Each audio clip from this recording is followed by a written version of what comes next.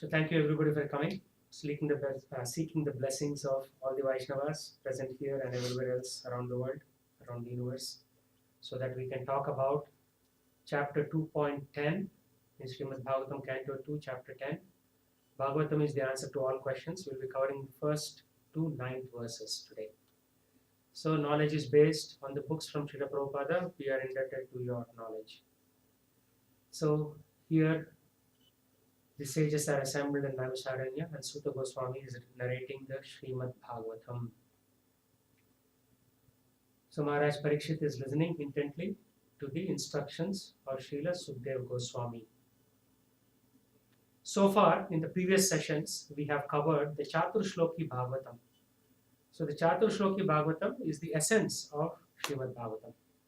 So if somebody had to understand Srimad Bhagavatam in a very concise manner, it is just essentially these 4 verses. So let's look at what was covered. In verse 33, the Lord says, Brahma, it is I, the personality of Godhead, who was existing before the creation, when there was nothing but myself. Nor was there material nature, the cause of this creation. And that which you see is also I, the personality of Godhead. And after annihilation, what remains will also be I, the personality of Godhead. And in verse 34, Krishna continues to say, O Brahma, whatever appears to be of any value, if it is without relation to me, that is Krishna, has no reality. Know it as my illusory energy, that reflection which appears to be in darkness. And then further, the Lord says, O Brahma, please know that the universal elements enter into the cosmos at the same time and do not enter into the cosmos. Similarly, I myself, that is Krishna, also exist within everything created at the same time. I am outside of everything. And finally, the Lord concludes, a person who is searching after the supreme absolute truth, the personality of Godhead, must certainly search for it up to this, in all circumstances, in all space and time, and both directly and indirectly. So these are the Chaturshloki Bhagavatam. We have had a class on each shloka once, so that we went into great detail. And then there is a description of the disciplic succession in the previous verses leading up to these verses. So the motivation for the 10th chapter of the second canto is this. It is summarized in one of the statements contained within that chapter. O King, Srila Sukdev Goswami is saying, your questions as to how the universe became manifested from the gigantic form of personality of Godhead, as well as other questions, I shall answer in detail by explanation of the 4 verses already mentioned. So the 4 verses that we just discussed. So Srila Sukdev Goswami is now outlining greater detail. So the outline of these verses 1 to 10, has many areas. So primarily, Sukdev Goswami is talking about the 10 divisions of Srimad Bhagavatam. So we have recited this verse earlier, Sthanam, Poshanam, Uttaya, and so on. So the creation of the universe, the sub-creation, the planetary systems, the protection by the Lord, the creative impetus, the change of Manus, the science of God, returning home, back to Godhead, liberation, and Samambonam. Let's see if you all remember this verse. What is this verse? Atra sargo Atra sargo Atra sargo sargasya sthanam poshanam uttaya mantareshu manvantare shanukata shanukata nirodho muktirashraya. Very nice. So we at least remember 3 out of the 4 lines. So the outline of these verses. So I'm following a slightly different pattern. So we'll talk about the outline, we'll talk about the purpose, and we'll not go into great detail like we used to do in the previous classes. So Supreme Fountainhead, the Absolute Truth. So who is the Supreme Fountainhead and what is the definition of Absolute Truth? And the Lord is the supreme source of cosmic manifestation. So here it is established, foundationally it is established that who is the source of all cosmic manifestation? It is the Supreme Source, and the Supreme Source is the Absolute Truth, and the Absolute Truth is the Supreme Fountainhead. Knowledge can be understood through 3 ways. One is through Vedic inference, sometimes by direct explanation, and sometimes by summary explanations. So what we attempt to do in Bhakti Vaibhava is somewhat of summary explanation, and direct explanation is given by these great sages, and Vedic inferences are also done by the great sages. So Sarga, so in the verse that we discussed earlier, Atra Sargo, so we talk about the Sarga. What is Sarga? There is elementary creation of the 16 elements. So we have Bhumi, Apo, Nalo, Vayu, and so on. And then we have the secondary, the sound, form, taste, smell, touch, and then all of the senses, the eyes, ears, nose, tongue, skin, and finally the most important sense, the mind. And then subsequently in these verses from 1 to 9, we have Visarga. Visarga is the subsequent resultant interaction of modes of material nature. So this is a very interesting definition. It is the interaction of the modes of material nature in goodness, passion, and ignorance. So you see these primary 16 elements and how they interact to create other forms. So continuing on the outline, who is the Supreme Being? The Supreme Being is one who provides supreme shelter. So in the Bhagavad Gita, Krishna says, Sarva Dharman Paritejya Mam Ekam Sharanam Vraja. Mam Ekam Sharanam Vraja. So why does he say Mam Ekam Sharanam Vraja? It may sound that, for a layman, that Krishna is boasting. You only take shelter of me. And in Srimad Bhagavatam, that is outlined here. Who is the supreme shelter? The Supreme Being is the shelter. Supreme Being, also the Supreme Fountainhead, the Absolute Truth, other things that we discussed in the earlier slide. So, there are various kinds of persons that are described now. Adhyatmic person, Prabhupada gives a little bit of detail. The individual person possessing different instruments of senses. So we talk in Discover Yourself about Adhyatmika Klesha. So the Klesha comes because there is this Adhyatmic person with these instruments of senses. Then there is the Adi Dhaivik, the individual controlling deity of the senses. So each sense, like the ears and eyes and so on, have controlling deities. So if somebody has severe ear problem in the right ear, the controlling deity is not cooperating for whatever reason, the karmic imbalance or various other causes that the deity is giving that reaction, resultant reaction to that individual. And then there is Adi Bhautik person. So the embodiment of this world that is seen on our eyeballs, as Prabhupada translates it, is the Adi Bhautik person. So therefore, we have these three kleshas relating to these three different individuals. And what is the impetus for activity? So Prabhupada covers very clearly. What is the impetus for activity? It is the desire for fruitive work. So if we didn't have desire for fruitive work, then there is no impetus for activity. So all of activity we see, the building of skyscrapers, the building of multiple cars, electric cars, this, that, is all desire for some fruitive activity. So why do I need an electric car? Because gas prices are going up. So there's the fruitive element there.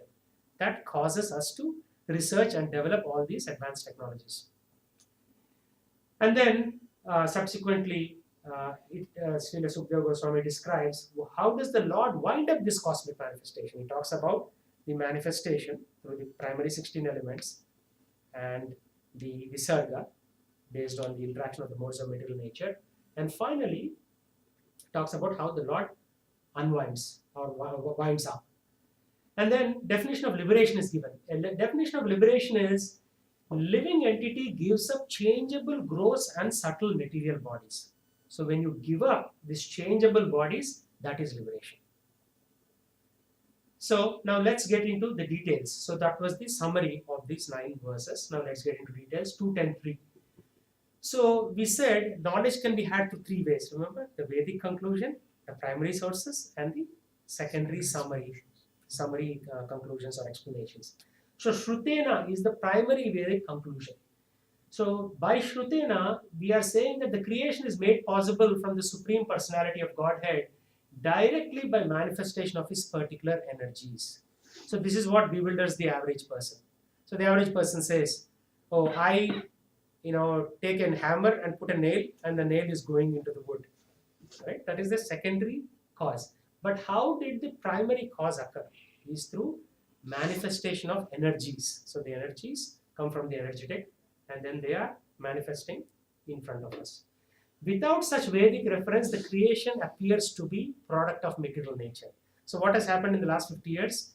People have stopped referring to scriptures and therefore they say everything is matter. That's directly a point. Without Vedic reference, creation seems to be material nature. From Vedic reference, it is concluded that origin of all energies, namely internal, external, and marginal, so is including us, is the Supreme Personality of Godhead. Origin of all energies is Supreme Personality. Vedic conclusion is transcendental light, non-Vedic is material darkness. So we have to shine that Vedic light through Srimad Bhagavatam to the general mass of population. The parts and parcels of the internal potency, the Supreme Lord, which react in contact with external potency, is called marginal energy, marginal potency. And further, Prabhupada enlightens us, the creation is not false, but it's a temporary manifestation just to give chance for conditioned souls to go back to Godhead. So sometimes we talk of this creation as Durga. It's like a prison cell. But we need this prison because this temporary manifestation is required to go back to Godhead. Otherwise, where will we do our sadhana? We still need this material nature. So here is the cause and effect that is being mentioned. What is the cause of all the problems? The forgetfulness is the strong cause. And it is due to influence of Maya that the conditional souls that do not want to go back to Godhead. They'll say, maybe I'll have, maybe they will find an artificial heart for me. I will live for 20 more years. They will find something else. So people are waiting for something to happen, and therefore they don't want to go back to Godhead. So it is our stubbornness that we don't want to go back to Godhead. And because of this forgetfulness, the cause, there are two effects. The first effect is we do sense enjoyment because we don't have interest to go back to Godhead. And sense enjoyment is directly birth and death. Because of sense enjoyment, like playing video games or watching movies or doing whatever, right? Alcohol or gambling or whatever, we get into the cycle of birth and death. And then we become victims of birth and death repeatedly, and we spoil our human lives. What is the reason we get human life? Because the human life gives us the opportunity to go back to Godhead. And material world is the platform on which we can go back to Godhead. So material world is like the hardware, and our desire is like the firmware, and finally how we act is like the software. And the second effect, there is second effect, which is in a different direction. When a regulative path is accepted, regulative path is that's whatever we are following of no eating, no gambling, no intoxication, no illicit activities outside of marriage, and chanting of the holy name and reading Srimad Bhagavatam. This regulative path, the Lord gives protection first of all. And under that protection, we get the opportunity to go back home. So therefore, our aim is to go back home, back to Godhead, and not be subjected to repeated births and deaths in this material world. Either by getting good bodies or bad bodies for temporary existence. Sometimes, people may have a good body like Balaram Leela, tall and lanky and beautiful. Sometimes people may have a bad body like that. But whether good body or bad body, we are subjected to repeated births and deaths. That is what is being highlighted here. So then, further in the fourth verse, description of the Purusha incarnations is given. So we have 6 types of avatars, right? Manvantara avatars, Purusha avatars, Guna avatars, Leela avatars. So one of those are called Purusha avatars. So the first Purusha incarnation is Garbhodakshai Mahavishnu. Actually, Kshirodakshai Mahavishnu. And the second Purusha incarnation is Garbhodakshai Vishnu, from whom our material Brahma is created. And then Brahma goes about doing the secondary creation. So this is very, very important to know, because most of our conception is in the material nature. Now we are coming back, working backwards towards how this whole thing started. The third Purusha avatar is Kshirodakshai Vishnu, who lives in the super soul. I stated incorrectly. I said Kshirodakshai Mahavishnu. It is Karnodakshai Mahavishnu. So the third Purusha avatar is Kshirodakshai Vishnu, who lives as the super soul of everything in the universe and maintains the creation generated by Brahma. So Garbhodakshai Vishnu creates Brahma. Brahma does the secondary creation. And Kshirodakshai Vishnu maintains the secondary creation created by Brahma. Shiva is just one of the many sons of Brahma, and he annihilates creation as a peripheral activity. Duty of all of the conditioned souls, this is very interesting that Prabhupada says, acknowledge the victory of the Lord. and become pure devotees. So right now we are rebelling against the position of the Lord. So we have to acknowledge the Lord is victorious at the beginning of creation, in the middle of creation, at the end of creation. He's always victorious. So the conditioned souls like us who take this material creation as place of satisfaction of senses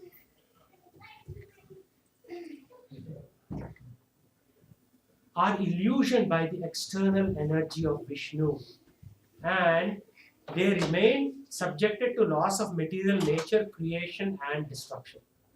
So remember we talked about in the previous slide, what is the effect of forgetfulness? We want to do sense enjoyment. And because of that sense enjoyment, we are illusioned by external energy of Vishnu. And therefore we are subjected to laws of material nature.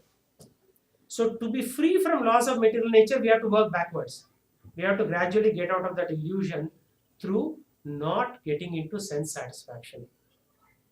There will be some natural sense satisfaction as a result of working towards the Lord's mission, but anything else will cause repeated birth and death. So what is the purpose of the directive scriptures? The Manus of different ages give the scriptures in the form of Sadharma, means good guidance.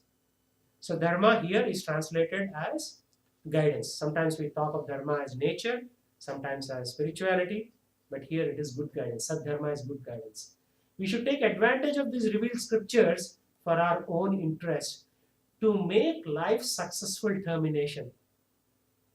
So, art of dying. So how do you die? By making use of the Sadharma provided by the Manus. Manus are also Manvantara avatars. And for our own interest, we make successful termination of our life. There is a failure termination of life, which means we are born in 8.4 million species again. Punarapi maranam, punarapi jananam. So during course of existence of cosmic manifestation, the chronology of history is created. So history is, Prabhupada also says in his purport, people talk of history of this world, some president, some great man who built the car or this or that. But the chronology of history even started before that. During the course of existence of this manifestation, historical events are recorded. And those historical events will actually help us get out of this material entanglement. Learning about Henry Ford or Obama's ancestor will not take us out of material creation. You should remember that material creation is created for salvation of conditioned souls. So for our salvation, this material creation exists. Srimad Bhagavatam offers such transcendental topics of the Lord in relation with great devotees. So all we have to do is to be given respectful oral reception. So you can hear, but if it's not respectful, then the message will not touch the heart. It offers the transcendental topics and we should give respectful oral reception. There are two types of living entities, Nityabaddhas and Nityamuktas. Most of them, Prabhupada says, are ever liberated, Nityamuktas. Some of them, this is a little bit of leftover, is conditioned souls like us, right? 6 billion on this planet and so many more on other planets. The ever conditioned souls are able to develop a mentality of lording over material nature. Therefore, the cosmic creation is manifested to give the conditioned souls two kinds of facilities. Again, there are two facilities. One is he can act according to tendencies to lord it over. Okay, I will develop something better. I will live longer. Artificial heart valves. I will do sense gratification ad infinitum. Or gives a facility for a conditioned soul to come back to God. And now, winding up the cosmic manifestation is discussed. When the cosmic manifestation is wound up, most of the conditioned souls merge into existence of Mahavishnu, lying in his mystic slumber. So we actually enter into his body as souls, and then we are in limbo state, for lack of a better word, while he is lying down in mystic slumber. Again, to be created in the next creation. During the next millennium, or millennium is kind of a loose word, but in the next Satyuga, when the Lord again wants to release all these souls, again the Brahma takes all these souls from body of Mahavishnu and releases them according to their karma and their desires. So somebody may get a body of a pig and somebody may get a body of a devata and so on. So essentially there is recycling going on constantly of the souls. However, some of the conditioned souls who follow the transcendental sound in form of Vedic literatures. This is very, very important. Prabhupada doesn't say pious duties or activities. Who follow the transcendental sound in form of Vedic literature. So, people who hear the Vedic Shrutena, we said Shrutena previously, who hear these Vedic messages are able to go back to God. And why do we do all these things like various festivals and prashadam and book distribution? To bring people to the point of Shrutena. If they come to the point of Shrutena, they'll be liberated. And then what happens to them? They attain spiritual and original bodies after quitting the conditional gross and subtle material bodies. So we will get our spiritual bodies. So there's a lot of, the whole philosophy is there in 9 verses actually. These 4 verses plus these 9 verses following, the whole philosophy is there. But of course, you cannot, now an average person will not understand. We didn't understand until a few years ago, right? So we have to create this whole gamut of activities to bring people to understanding these few points. So what is the purpose of scriptures? Verse 6, Prabhupada says, the material gross and subtle forms are simply due to ignorance. We are given a chance to revive the original status with help of revealed scriptures. Reading or hearing of such literature helps one become liberated. So that's what we are doing, Bhakti Vaibhava, so that we can read, hear, and we can help others read and hear once we purify ourselves. As soon as one is fixed in the devotional service of the Lord, he becomes eligible to be freed from conditional state. Fixed. To fix takes time. It has taken us a decade and we are still not probably very fixed. It will take longer to be totally fixed. So, Prabhupada quotes this verse, Raso Vaisa Rasam Hi Evayam Labdavanandi Bhavati. The unlimited fountainhead of all pleasures is personality of Godhead. So he's Raso Vaisa. He's the fountainhead, like from which everything is springing. All pleasure is springing. People think, oh, I'll just go watch a movie and I get pleasure for 2.5 hours. But Raso Vaisa is the fountainhead. It's just coming like an ocean. In the beginning days of Hare Krishna movement, somebody, one of the drug addicts supposedly goes and asks Prabhupada, what is it like in the spiritual world? And Prabhupada supposedly replied, it is like swimming in an ocean of marijuana. Because the fellow knows what marijuana is, right? Even if you go to University District, like we are going every week for Sankirtan, you will see a lot of drug dealers selling marijuana openly, because now the state is legalized marijuana. So Raso Vaisa is the fountainhead of all pleasure. And by hearing Srimad Bhagavatam, we become permanently liberated to occupy our proper place in the kingdom of God. So who is the original sources of all energy, or the Sammam Bonam? He is the absolute truth, who can be called as Parabrahma, Bhagavan, and so on. So which verse is Prabhupada quoting here in 2.10.7? The very first verse of Srimad Bhagavatam. Janmadhyasya yato anmadyad idaratascharte swa vijñaswarat tene brahma hridayadi kavaye muhyanti yasuraya tejo vari mridam yata vinimayo itra sargo Mrisa Dhamna Svena Sada Nirashtakurhakam Satyam Param Dhimahi. So this Sammam Bonam, Satyam Param Dhimahi, is the last word in absolute truth. He's called Parabrahma sometimes, Bhagavan sometimes. But even with the synonyms for Bhagavan such as Narayana, Vishnu and Purusha, the last word is Krishna. So he's establishing the fountainhead of Krishna, or the position of Krishna. Because a lot of people, even in the so-called pious lineages, they will say, oh Narayana or Vishnu, oh Vishnu is supreme, and they don't want to hear anything more. So this statement is targeted against them. Thus, by general conclusion, Lord Sri Krishna is the ultimate source of all energy. In the first canto of Srimad Bhagavatam, first and second chapters, this truth is indicated in the questions and answers by Suta Goswami and great sages like Sauraka. So what Prabhupada is doing right now is, he is saying why Krishna is the Supreme Personality of Godhead, and he's crawling through the whole Srimad Bhagavatam. He's saying, In the first canto, first and second chapters, the Q&A between Sutta Goswami and sages like Saunaka is revealing that. In the third chapter, the subject matter is more explicit, and the fourth chapter it is even more explicit. So it is a gradual expansion. And in the second canto, the absolute truth is further emphasized and the indication of Supreme Lord Krishna. So there's a little bit of information given in first canto about who Krishna is, but in second canto, the expansion is complete. The summary of Srimad Bhagavatam in the 4 verses, the Chatur Shloki, is succinct. It is like too cryptic. The Supreme Personality of Godhead, his ultimate issue is confirmed by Brahma and Brahma Samhita. Ishvara Parama Krishna Satchidananda Vigraha. So this is the sequence in which we can lay the foundation of how Krishna is the Supreme Personality, if you know these specific chapters. In the changes of Manus or Manvantras, such as Swayambhu Manu and Chakshusha Manu and so on, the 3rd, 4th, 5th, 6th and 7th cantos of Srimad Bhagavatam, Lord Krishna is indicated. So here's the clue. In Swayambhuva Manvantara and Chakshusha Manvantara, greater detail of who Krishna is outlined in these chapters. 3rd, 4th, 5th, 6th and 7th canto, in these cantos, excuse me. And in the 8th canto, in the Vaivasvata Manvantara,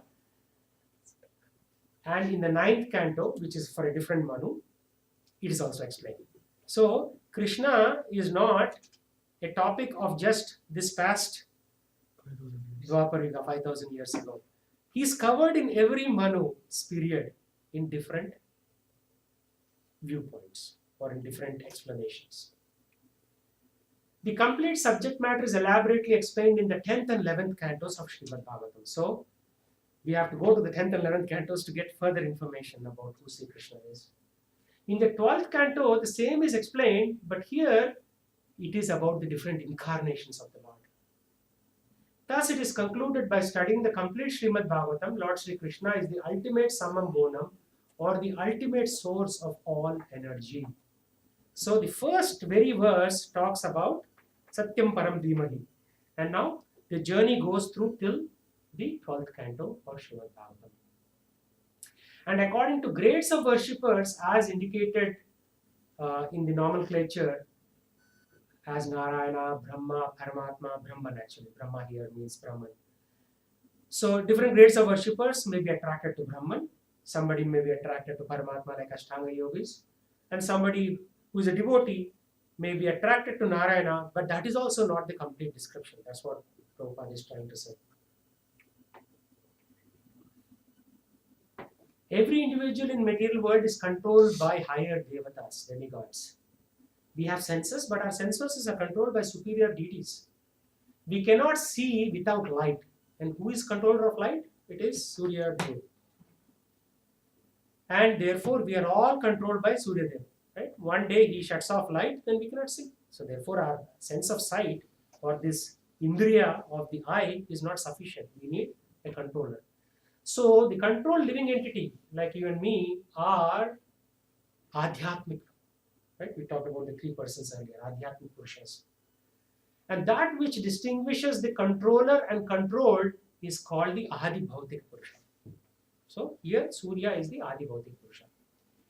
And all the positions in the material world are due to different fruitive activities. So Prabhupada immediately concludes that Surya Deva is also not very superior. He is superior to you, but he is not very superior because we got all these positions by our fruitive activities.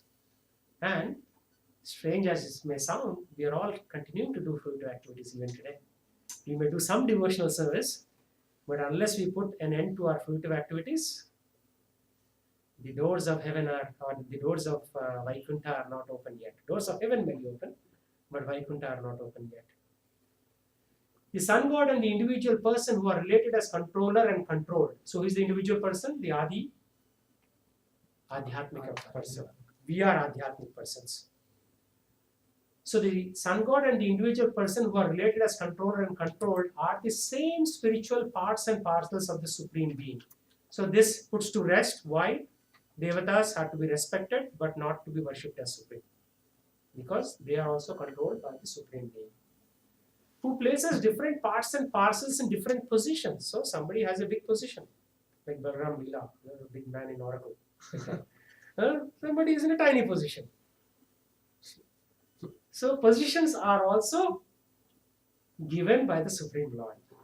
And thus the conclusion is that the Supreme Person is the shelter of all. So we started this section or session with saying who is the shelter of all. And here Prabhupada, by giving all these explanations, has concluded that the supreme shelter of all is Krishna.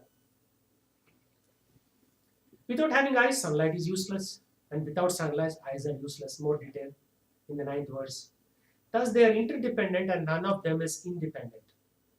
So the individual Adhyatmic Jivas and the Adi Bhautik Devas are interdependent. Adidaivic Devas are interdependent. Yes, Adidaivic. The ultimate source of all interdependence is Supreme Truth, Paramatma, the Super Soul, who is not dependent on anything else. And the term is Swasrashraya.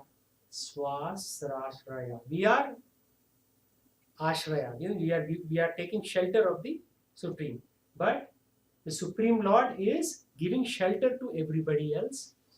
So he is the Swasrashraya. I cannot even say it fully.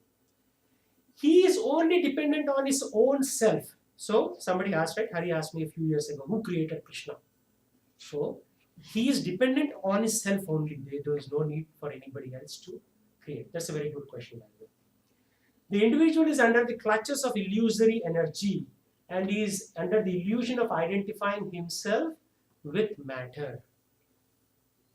So we identify with our DS or our cell phone or some, Samsung Galaxy Note, Kindle.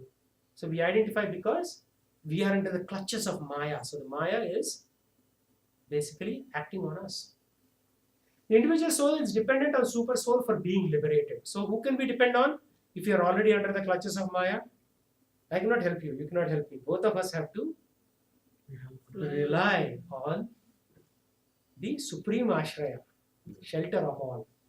And then he will take us out of the clutches of material energy. That's why you see a lot of people who are pious also fall victim along the way. Because they're not fully supremely dependent. They're still dependent on their own little minute power that they have. To get out of illusory conception of factual life, the individual soul has to depend on the super soul. The individual jiva is always dependent on super soul Paramatma. Whereas super soul, when we forget, but super soul Paramatma does not forget. So watch carefully, because how Prabhupada is saying, we are in certain ways dependent on the Adi Daivic person. We are interdependent. Both of us are dependent on the Paramatma. And then finally we'll conclude that Paramatma himself is dependent on the Supreme Lord, the Absolute Truth, the Fountainhead Lord Sri Krishna. The Lord in his eternal blissful body of knowledge is fully aware of what happened in the past, what's happening right now, and what's happening in the future. And that Supreme Person is the shelter of both Paramatma and Brahman also. Therefore, Brahman realization cannot be complete, or Paramatma realization cannot be complete. Only Bhagavan realization is complete. So, in the very first verse of Srimad Bhagavatam, we talk about controllers. And they say, Prabhupada says in the purport, very elaborate purport, God as a controller is a lower understanding. God as the absolute truth, who is the source of controllers, is the higher understanding.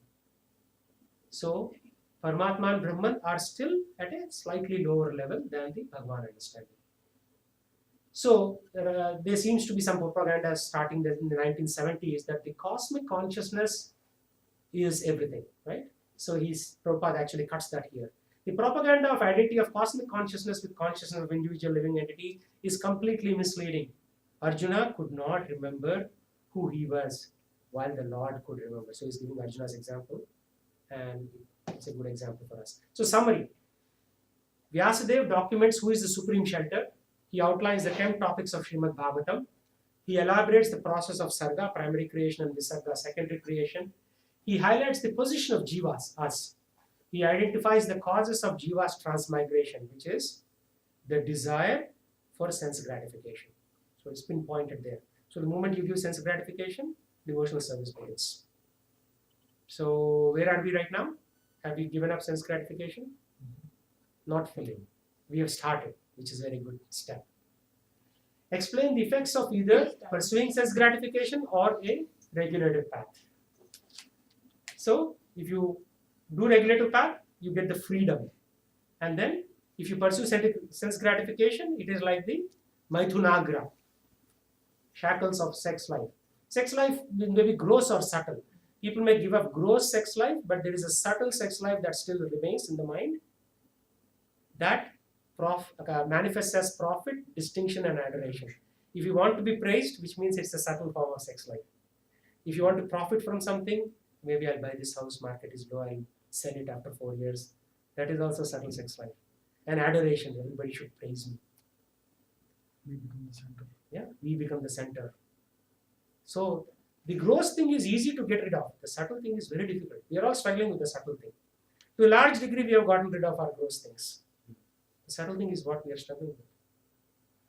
And then Vyasadeva describes the dependence, independence, and interdependence of jivas, demigods, and the Supreme Lord using the example of sun. Srila Prabhupada ki jai. So here are some references. My references are always the same. Go through Prabhupada's lectures, Bhaktidas Maharaj lectures, Guruji Prabhu's books, Haridas Prabhu, Radha Krishna Prabhu. So I always follow the same pattern. Q&A. Did I go over the time? No, we are under You are under time. We have 10 more minutes. 10. Really? He has 10 more minutes. If you have 10 more minutes, let's do We did verses 37 then. minutes. Verses of what? 2, 1. 2, 1, 2, 9. No. First question answer and Yeah, let's do question answers.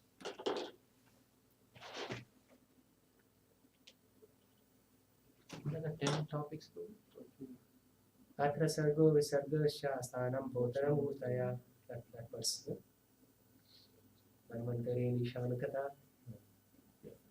Right? So Manvantare Shadu Katha Nirodho Mukti Ashraya. Ashraya, that is the term. Ashraya is who is the shelter of Shelter. all. Final shelter. So you had a thank you for the wonderful class.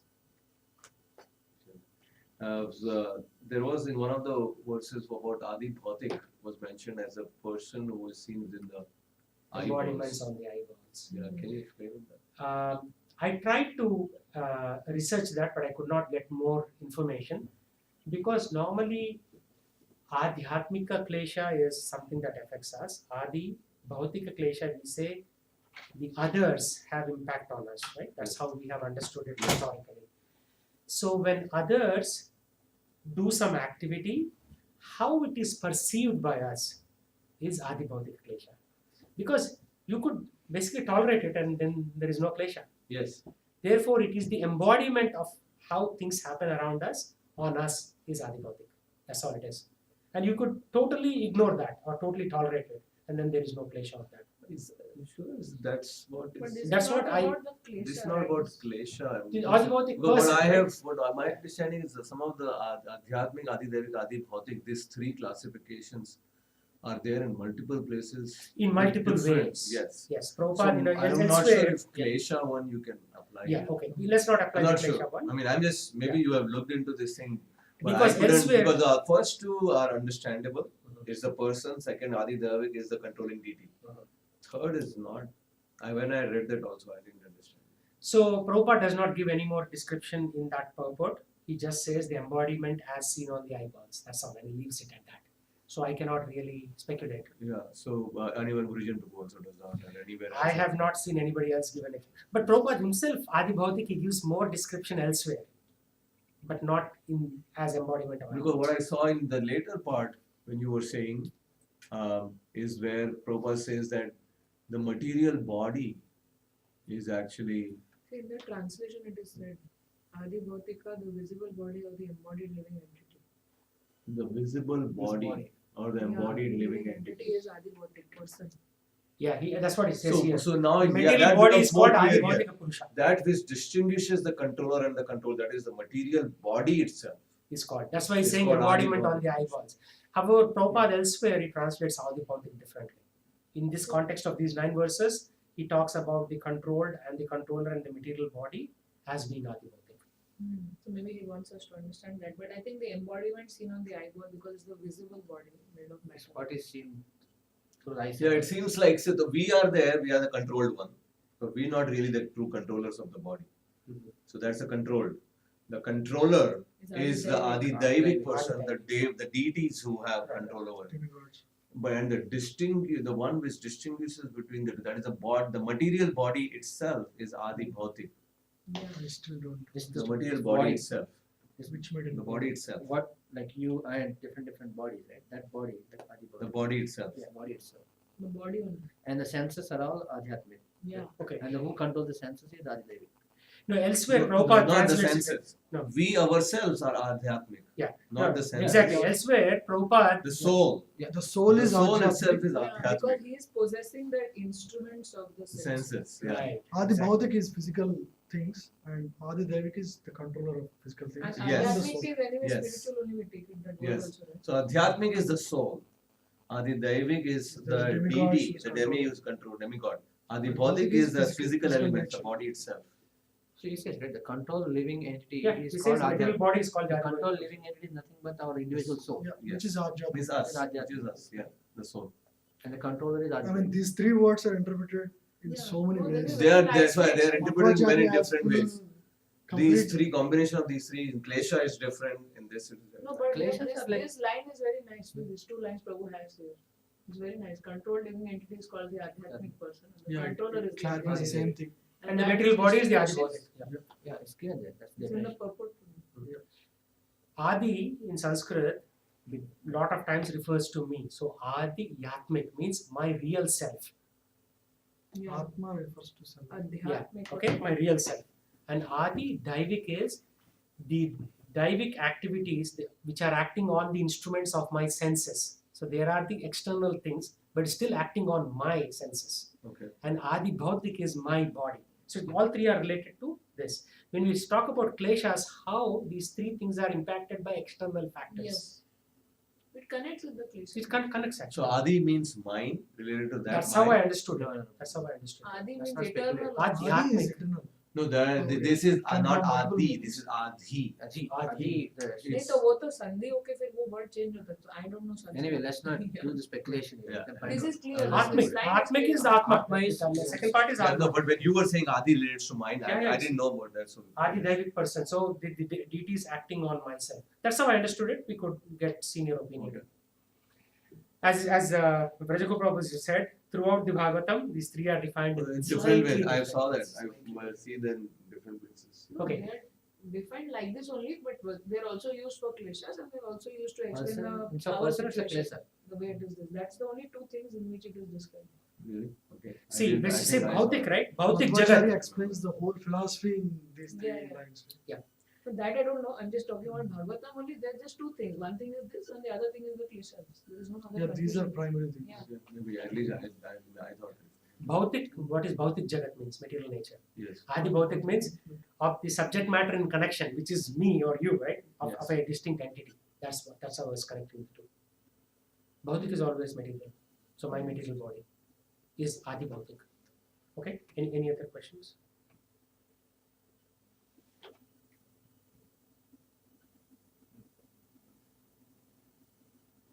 Okay. One more. Yeah, I like the example which you mentioned about the ocean of marijuana. That was Yeah, very so nice. this comes from Prabhupada's era. No, that's pretty amazing because people are looking for, in fact, it relates to the happiness thing we were talking about yesterday. You're looking for happiness, but actually the source of happiness is only the Supreme Person. Right. Rasa. No, even in our Bliss devotional is only life, the Supreme Person. Now we lost him, so we just keep looking for happiness. Actually, it's not. Like Prabhupada Maharaj one time also said, Rasa is in relation to Krishna, but Krishna is the Rasa. That's another. Right. He is actually Raso Rasa. Vaisa. So he's So the that's the he's the point. Rasa. He is the Rasa. That means anything other than keeping Krishna in mind is not really Rasa or happiness. So He's the there is He is the matlab, that he is the The reservoir. essence, It's the the same essence. point. The reservoir of all rasa or all pleasure essentially is Krishna himself. Even in our We devotional say life, that we right? enjoy rasa with Krishna, or like that, but actually he is the rasa. That's another way of saying that. Sometimes even devotees, they want to do some sense gratificatory activities, and immediately they are disciplined, and then they'll realize, oh, this is unnecessary. At least I can speak of myself. It's wrong rasa. No, basically, if you are trying to pursue with something you cannot pursue. Yeah. Rasa is Krishna, so we do rasa abhas by doing something else. Yeah, that's illusion. Rasa. Usually. It's not the real thing. It's